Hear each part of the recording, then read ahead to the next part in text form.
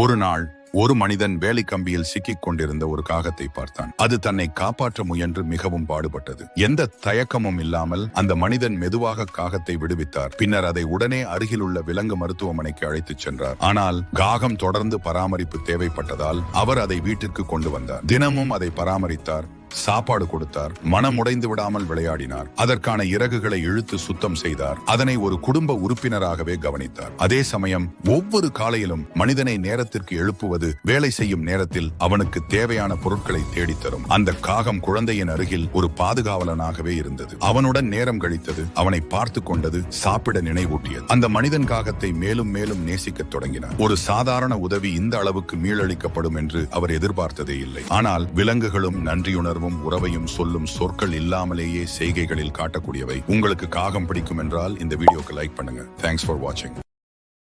Download ShareChat.